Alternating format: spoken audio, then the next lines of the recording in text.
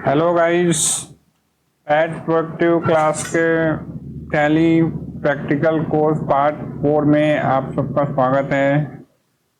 जैसे कि मैंने पहले ही 4 वीडियो आप लोग को बना के दिया है, 3 वीडियो बना के दिया है, जिसमें पहले हम लोग ने कंपनी क्रिएशन के बारे में सीखा था। टैली कैसे स्टार्ट की जाती है, टैली में कैसे कंपनी क्रिएट होती है, उसके बारे में बताया था।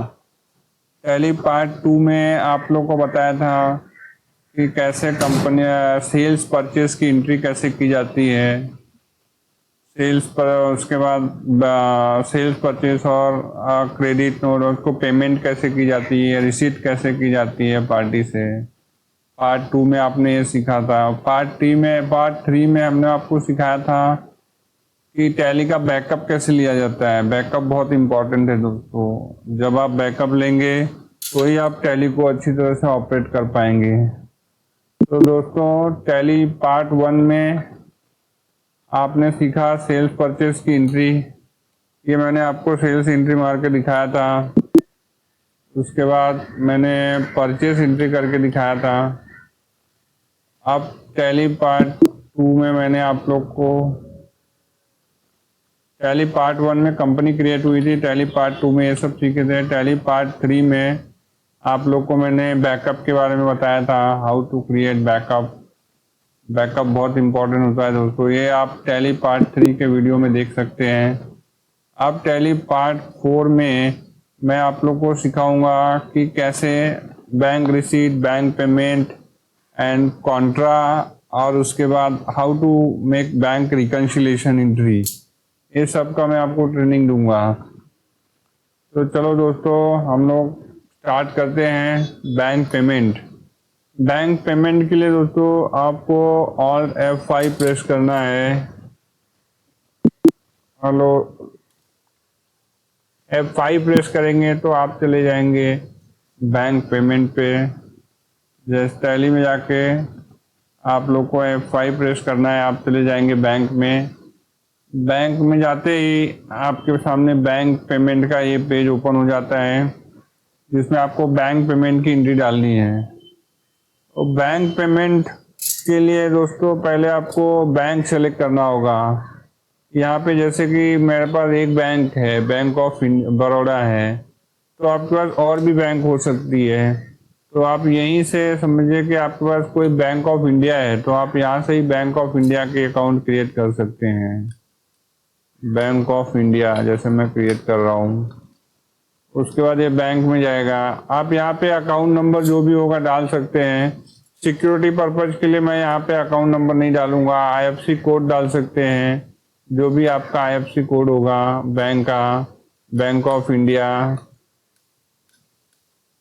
बैंक ऑफ इंडिया 1 2 3 4 5 6 एस करके IFSC कोड भी डाल सकते हैं आप यहाँ पर।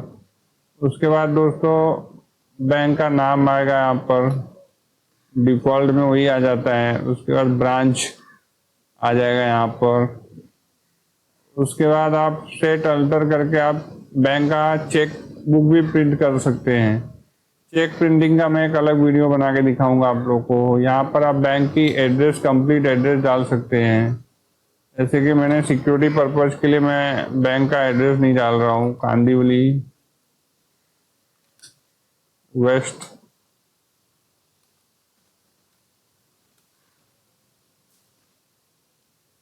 प्रकाश नगर,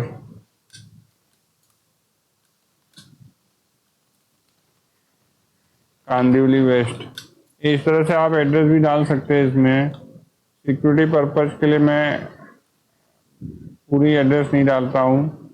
उसके बाद बैंक का GST नंबर भी आप यहाँ डाल सकते हैं।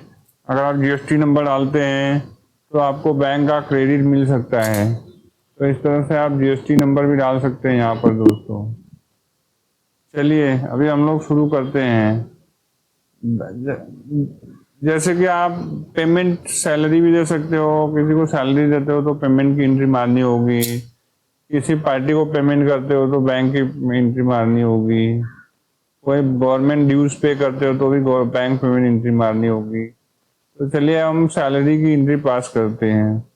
सैलरी देने के लिए दोस्तों पहले आपको Alt C प्रेस करके सैलरी अकाउंट बना लीजिए। Salary account. आप यहाँ सैलरी किसी को नाम से भी पे कर सकते हैं या सैलरी अकाउंट में डायरेक्ट भी पे कर सकते हैं। तो यहाँ पे आप सेलेक्ट करेंगे इनडायरेक्ट एक्सपेंसेस।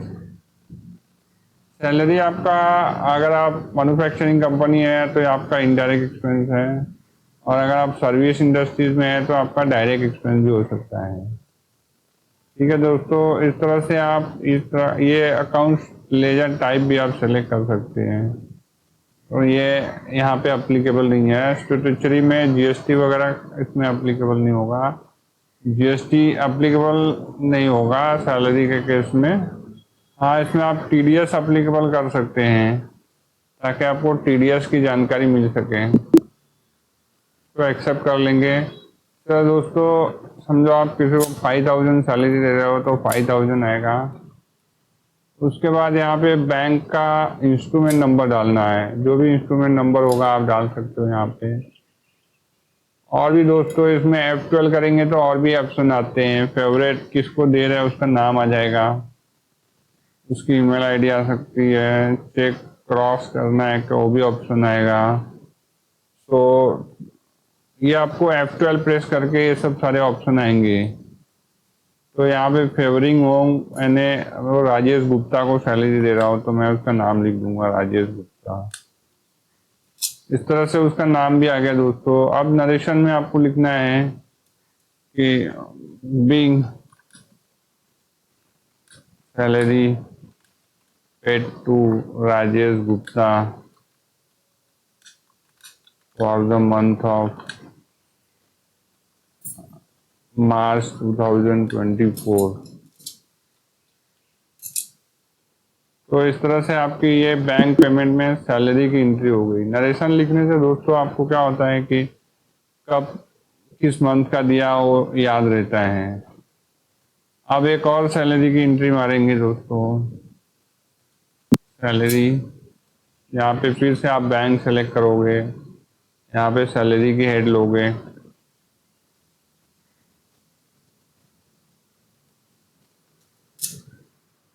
यहाँ पे समझो आप 7000 दे रहे हो, 25000 दे रहे हो। यहाँ पे एंड ऑफ लिस्ट आ जाएगा। अब यहाँ पे आपका जो भी चेक नंबर हो उसको डाल दो। फेवरिंग नेम, आप राकेश सिंह को दे रहे हो सैलरी तो आप उनका नाम लिख दोगे यहाँ पे। अगर आप चेक प्रिंट करोगे तो ये दोस्तों चेक प्रिंटिंग में ये नाम से चेक प्रिंट हो जाएगा आपका। चेक प्रिंटिंग का मैं एक अलग वीडियो बना के आप लोगों को सिखाऊंगा जिसमें आपको चेक प्रिंटिंग के बारे में समझ में आएगा। तो इनका भी नरेशन लिख लीजिए। Being salary paid to Rakesh Singh for the month of March 2024। ठीक है दोस्तों, इस तरह से आपने सैलरी की 2 एंट्री मार ली। अब एक और एंट्री मारेंगे दोस्तों पेटी कैश के लिए। पेटी कैश क्या होता है दोस्तों? पेटी कैश जैसे कि आपका डे टू डे का खर्चा होता है ऑफिस का, उसको पेटी कैश में हम लोग डालते हैं। पेटी कैश समझो आपका स्टेशनरी जो होता है वो पेटी कैश में आता है। तो आप समझिए किसी पार्टी को पे कर रहे हैं तो आप उसको पेटी कैश में भी डाल सकते हैं। पेटी कैश ज़्यादा करके कैश से भी खर्चे होते हैं और आप उनको बैंक से भी कर सकते हैं। आप समझ लीजिए कोई स्टेशनरी परचेस कर रहे हैं तो यहाँ पे आप उसका अकाउंट क्रिएट कर सकते हैं। अनुपम स्टेशनरी, समझो अनुपम स्टेशनरी को दे रहे हैं आप, तो अनुपम स्टेशनरी का नाम आ जाएगा अनुपम स्टेशनरी।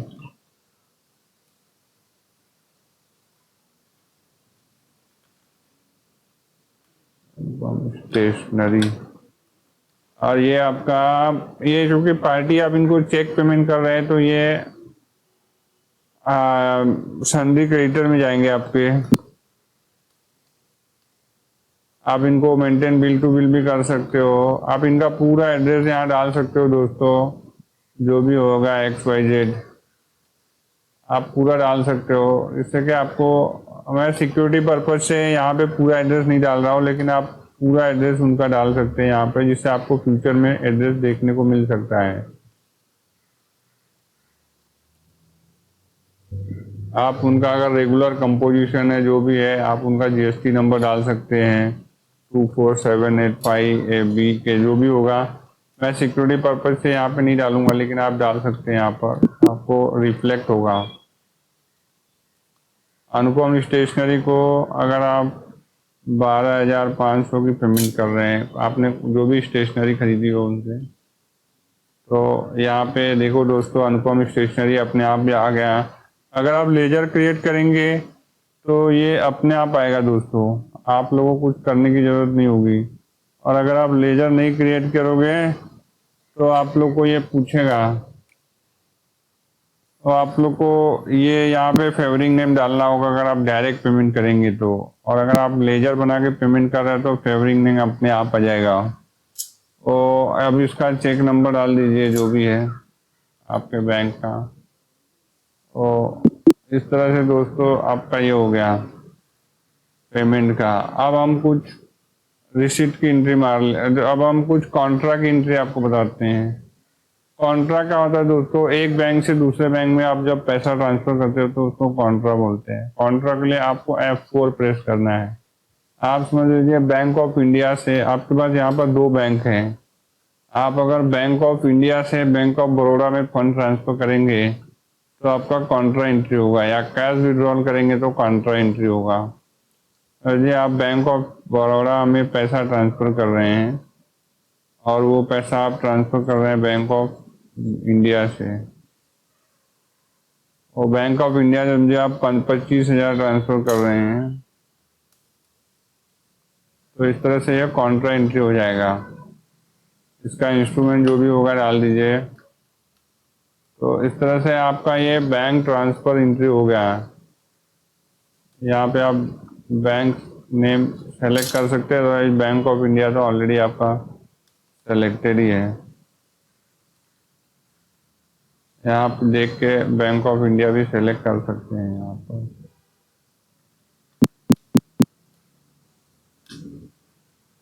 यहाँ पर टैली ने पहले से ही बहुत सारे बैंक डाल दिए हैं। और आप यहाँ पे इस तरह नरेशन लिख दीजिए, बिंग फंड ट्रांसफर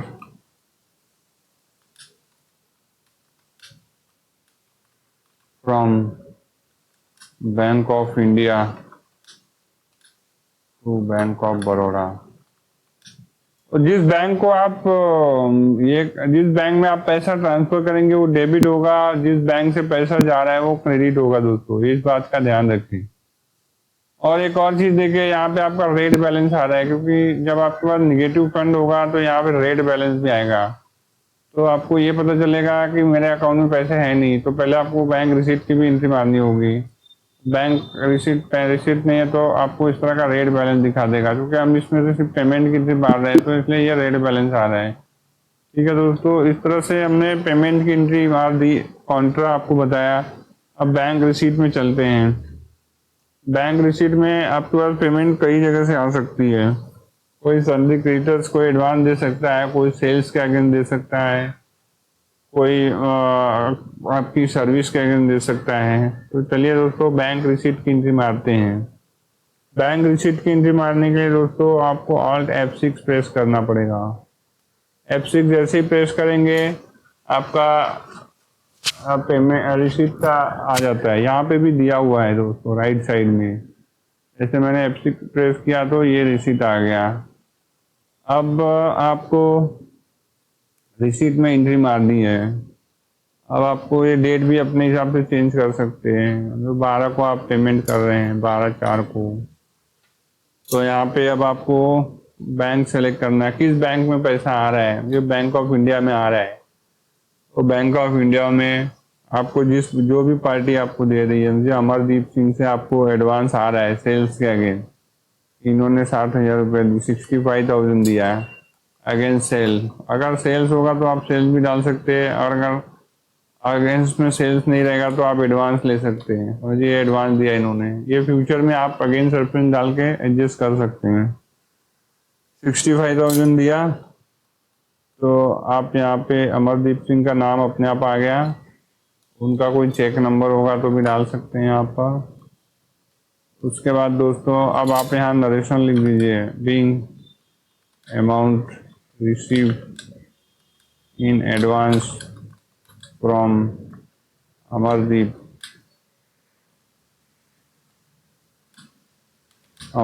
सिंह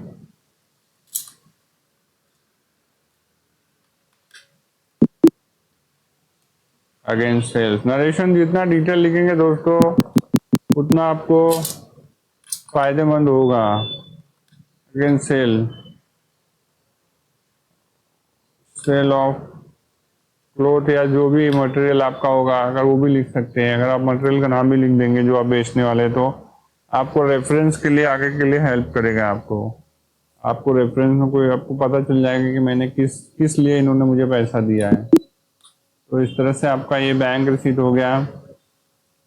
और अगर समझ लीजिए आप कोई डायरेक्ट रिटेल कस्टमर को बेच रहे हैं तो आप रिटेल कस्टमर को भी ले सकते हैं। आप यहाँ पे सेल्स का अकाउंट ले सकते हैं। सेल्स का एक लेजर बना दीजिए, तो सेल्स अकाउंट डाल दीजिए।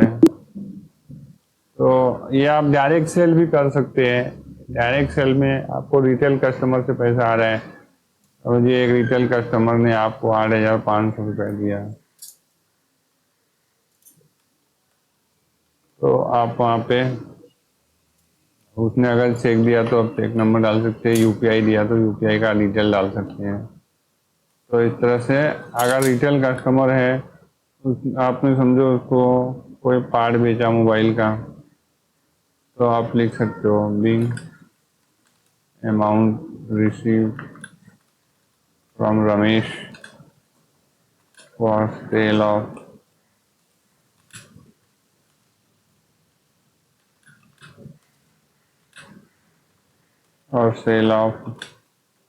Mobile part. तो जब आप कोई मोबाइल का पार्ट उसको बेच रहे हैं तो उसका नरेशन आप लिख दीजिए डिटेल में, एज पर बिल नंबर 48 या जो भी आपका 45 बिल नंबर। आप कोई तो बेचेंगे तो कोई बिल फाड़ेंगे तो बिल नंबर का यहाँ पर लिख दीजिए। इस तरह से आपका बिल का ये रिसिप्ट का एंट्री हो जाएगा। समझिए दोस्तों, आपको कहीं से कमीशन मिल रही है तो आप कमीशन का भी एंट्री कर सकते हैं। आप यहाँ पे कमीशन पे बनाएंगे एंट्री। कमीशन हमेशा इनडायरेक्ट एक्सपेंस में होगा दोस्तों। अगर आपका ब्रोकरेज का बिजनेस है तो ये डायरेक्ट एक्सपेंस इनकम भी हो सकता है, अदरवाइज ये इनडायरेक्ट इनकम होगा। तो इस तरह उसकी लेजर बना दीजिए। यहाँ पे आप उसकी सारी डिटेल डाल सकते हैं। जीएसटी है तो जीएसटी डाल दीजिए, सर्विस है तो सर्विस, यहाँ पे गुड्स है तो गुड्स भी सेलेक्ट कर सकते हैं। सर्विस है इसलिए सर्विस आएगा। तो दोस्तों इसमें नेम एड्रेस की ज़रूरत नहीं होती क्योंकि ये इनडायरेक्ट एक्सपेंस है, इसलिए वो नेम एड्रेस पे नहीं जा रहा है। अगर आपको कमीशन कहीं से मिली है 11,000 रुपये, तो आप डाल दीजिए 11,000 कमीशन मिली आपको। इस तरह से अगर उसमें कोई चेक नंबर है तो चेक नंबर डाल दीजिए। अगर उसको बैंक नहीं है तो कमीशन का एंट्री पास कर दीजिए। अब यहाँ नरेशन बहुत इंपॉर्टेंट होगा दोस्तों, क्योंकि आप डायरेक्ट एंट्री ले रहे हो, डायरेक्ट पेमेंट ले रहे हो, तो आपको नरेशन से ही पता चलेगा कि किस पार्टी ने हमको कमीशन दिया था। तो नरेशन पूरा लिखिए दोस्तों, being commission receive from mister Rahul Gupta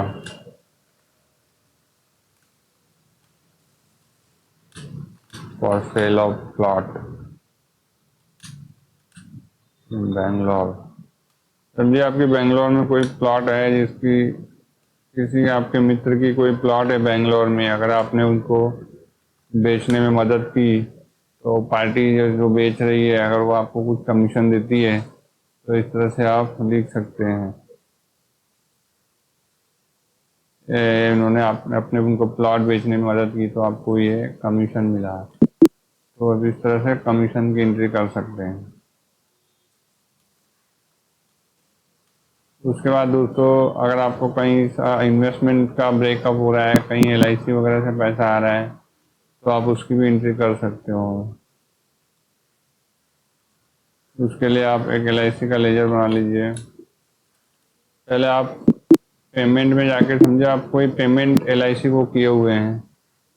पहले FI से अगर LIC की कोई इन्वेस्टमेंट करिए है अपनी, तो FI पे जाइए।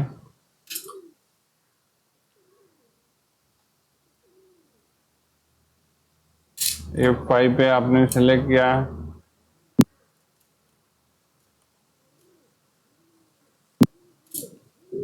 अगर आप LIC में इन्वेस्टमेंट कर रहे हैं तो यहाँ पे आपका ये इन्वेस्टमेंट आएगा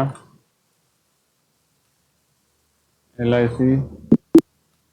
या आप प्रीमियम भर रहे हैं, समझे प्रीमियम आप 5,000 भर रहे हैं तो 5,000 प्रीमियम अमाउंट आएगा।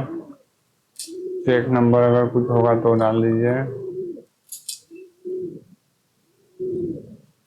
बिंग LIC प्रीमियम पेड और policy number so and so, जो भी होगा सो आप उसका पॉलिसी नंबर डाल सकते हैं यहाँ पर।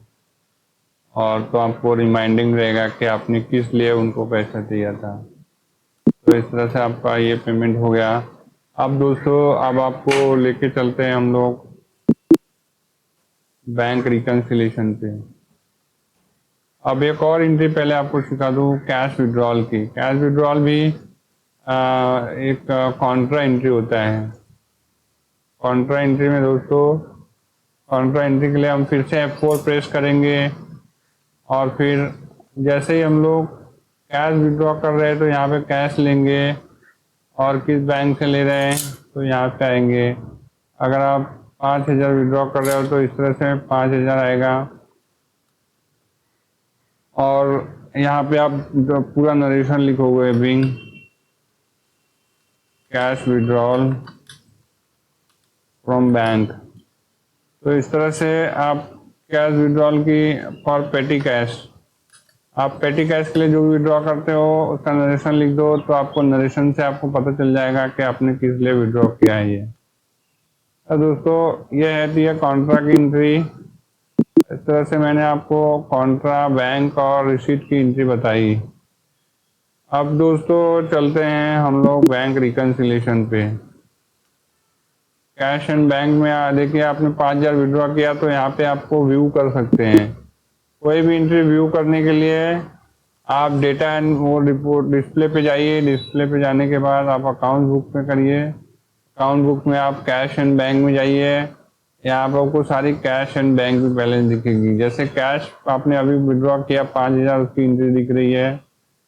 बैंक ऑफ बड़ौदा में आपका जो लेन देन हुआ वो यहाँ दिख रहा है। आपने एक और बैंक बनाया था बैंक ऑफ इंडिया, तो इस तरह से ये बैंक ऑफ इंडिया की आपको दिख रही है। अब दोस्तों मैं एक बहुत इंपॉर्टेंट पॉइंट सिखाऊंगा आपको बैंक रिकन्सिलेशन। बैंक रिकन्सिलेशन के लिए दोस्तों ये देखो आपको यहाँ पे दिख रहा है ऑल्ट आर प्रेस करना होता है। बैंक रिकन्सिलेशन के लिए ऑल्ट आर लिख लीजिए और यहाँ पर भी दिखाया हुआ है ऑल्ट आर जैसे भी प्रेस करेंगे आपका बैंक रिकन्सिलेशन ओपन हो जाएगा। बैंक रिकन्सिलेशन में क्या होता है दोस्तों, जो भी आपने चेक इशू किया है वो आपके क्रेडिट में खड़ा होगा, जो आपने रिसीव किया है वो आपके डेबिट में खड़ा होगा। अब क्या होता है इसमें आपको अपनी बैंक स्टेटमेंट देखनी होती है। बैंक स्टेटमेंट में आपको ये चेक दिखेगा ये पे पास हुआ है। अगर ये चेक आपने 11 तारीख को इशू की, अगर ये चेक 14 तारीख को पास हुई है तो आपको 14 तारीख यहाँ पे डाल देना है 14 अप्रैल 2024। ये आपकी 5,000 जैसे ही आप यहाँ पे डालेंगे आपका यहाँ पे बैलेंस दिख जाएगा। बैलेंस कम होते जाएगा दोस्तों। समझिए 11 अप्रैल की चेक ये आपकी पास हो रही है 13 अप्रैल को। तो आप देखिए जैसे जैसे आप डालते जाएंगे ये आपका बैलेंस आते जाएगा यहाँ पर। उसके बाद समझ लीजिए कि आपने 11 अप्रैल को अनुपम स्टेशनरी को चेक दिया था, ये चेक आपका 15/4 को पास हो रहा है। ठीक है दोस्तों, और ये 25 तारीख को आपने कॉन्ट्रा मारा था, ये तो सेम डे पास हो जाता है दोस्तों, तो इसको सेम डे पे ही एंट्री मारना होगा। बैंक रिकन्सिलेशन देख सकते हैं, जैसे जिस डेट पे आपको बैंक में ये चेक पास हो रहा है दोस्तों, वही डेट आपको यहाँ लिखनी है, ये बात मत भूलना। उसके बाद ये रिसीट की एंट्री में आप बैंक के रिसीट साइड में आप देखिए, यहाँ पे जो बैंक का डेबिट दिखा रहा है बैंक स्टेटमेंट में, वो क्रेडिट साइड दिखेगा, और जो यहाँ क्रेडिट दिखा रहा है बैंक स्टेटमेंट में डेबिट दिखेगा, इस ध्यान रखिए। अब आपको बैंक में दिखेगा ये चेक अमरदीप जो उन्होंने आपको दिया था, ये चेक उन्होंने 12 अप्रैल को दिया था, और अगर ये चेक 15 अप्रैल को आपके अकाउंट में आ जाती है, जनरली बैंक 3 से 4 दिन लेती है क्लियरिंग के लिए, तो अगर ये आ गया तो इस तरह से आपका ये चेक आ गया, उसको रेप्टिक ने डायरेक्ट सेल किया था, जिसका 12 अप्रैल को आपको चेक आया था, समझिए ये 17 अप्रैल को मान लीजिए क्लियर हो रहा है, तो 17 का डेट डाल लीजिए आप। तो इससे देखो दोस्तों, आपको यहाँ बैलेंस क्या दिख रहा है, 6,000 रुपये, यानी अभी आपके बैंक में ये समझिए कि ये चेक जो आपने 11,000 की डाली ये अभी तक क्लियर नहीं हुई, तो इसमें आप डेट मत डालिए, और ये 2 चेक जो आपने दिया है, ये 2 चेक पास नहीं हुए, तो आप इसकी भी डेट मत डालिए। तो आपको बैंक रिकन्सिलेशन में आपको 6,000 रुपया ये दिखा रहा है कि आपका बैंक में अभी भी 6,000 रुपया है जो आप यूज कर सकते हो, तो इसको बैंक रिकन्सिलेशन बोलते हैं। तो बैंक रिकन्सिलेशन आपकी बैंक स्टेटमेंट के साथ मैच हो जाएगी। अगर बैंक स्टेटमेंट आपने लाई है, उसमें अगर ये 2-3 चेक रिफ्लेक्ट नहीं हो रहे हैं, तो उसमें 6,000 बैलेंस दिखाएगा, जो आपको ये आपके बैंक रिकन्सिलेशन से टैली होगा।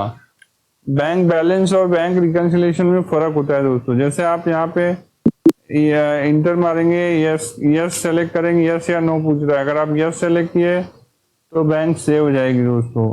ये देखिए बैंक रिकन्सिलेशन सेव हो गई। अब यहाँ पे देखिए दोस्तों, आपको 7,000 रुपया दिख रहा है बैलेंस, और अगर आप बैंक रिकन्सिलेशन में जाएंगे तो आपको 6,000 रुपया दिख रहा है।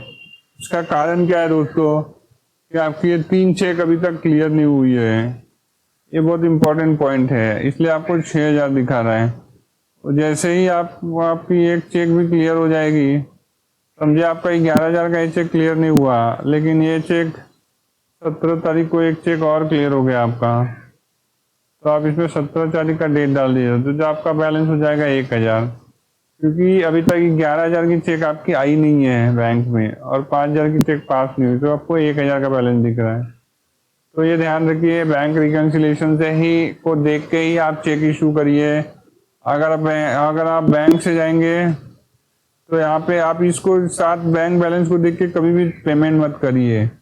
जब भी आपको पेमेंट करना हो, बैंक रिकन्सिलेशन देख के पेमेंट करिए, क्योंकि अगर आपने इसको देख के पेमेंट किया तो आपका चेक बाउंस भी हो सकता है, क्योंकि आपकी 11,000 की चेक अभी तक क्लियर नहीं हुई है, और आपका 5,000 का वो पेमेंट भी क्लियर नहीं हुआ, इसलिए आपको 7,000 बैलेंस दिखा रहा है। आप 7,000 बैलेंस देख के अगर आपने 5,000 की चेक इशू कर दी तो चेक बाउंस भी हो सकता है, क्योंकि आपने पहले से ही 5,000 की चेक इशू की है। अगर वो दोनों ही एक साथ आ गए, हिट कर गए, अगर आपने एक 8,000 का मान लीजिए चेक इशू किया और 5,000 आपने तो अब दोनों बाउंस भी हो सकती है। ये बैलेंस बहुत इंपॉर्टेंट है दोस्तों, समझिए आपका 7,000 रुपये बैलेंस दिखा रहा है अभी, तो आप 7,000 तक बैंक के हिसाब से दिखा रहा है, लेकिन अगर आपने 7,000, अब आपको बैलेंस यहाँ देखना है, आपकी रिको की बैलेंस क्या है, बैंक बैलेंस क्या है, वो 1,000 है, उसमें आपने 11,000 की चेक क्लियर नहीं हुई, 5,000 का चेक इशू किया, वो भी नहीं क्लियर हुई, तो इसमें अभी आप को रिको का देख के ही चेक इशू करना है। रिको में जो दिखा रहा है वही आपको चेक इशू करना है, अदरवाइज चेक बाउंस होने की संभावना रहती है। तो ये बैलेंसेस ध्यान रखिए दोस्तों, ये बैलेंस बहुत ही इंपॉर्टेंट है। तो इस तरह से दोस्तों आज मैंने आप लोग को bank reconciliation, bank payment, cash payment and bank receipt की जानकारी दी। दोस्तों अगर आप लोग को कोई भी डाउट हो तो आप कमेंट बॉक्स में जाके पूछ सकते हैं। अगली वीडियो में मैं आपको पेटी कैश की जानकारी दूंगा, पेटी कैश एंट्री, कैश एंट्री की जानकारी दूंगा। इस वीडियो में आपने सीखा बैंक रिसीट। कोई भी एंट्री देखना हो दोस्तों तो आप डिस्प्ले में जाइए, डिस्प्ले में जाके आप बैंक सेलेक्ट कर लीजिए। इस तरह इस एंट्री में आपने देखा कैसे सैलरी पेमेंट की जाती है, किस तरह पेमेंट की जाती है, किस तरह रिसीट की एंट्री होती है, किस तरह कैश की एंट्री होती है और बैंक रिकन्सिलेशन कैसे होता है। तो दोस्तों इसमें जितना डीप में आप लोगों को सिखाएंगे उतना डीप में आप कहीं भी नहीं सीख पाओगे। तो इस चैनल को लाइक एंड सब्सक्राइब भी करें जिससे आपको फ्यूचर में और भी अच्छे वीडियो मिलते रहें। जय हिंद, जय भारत।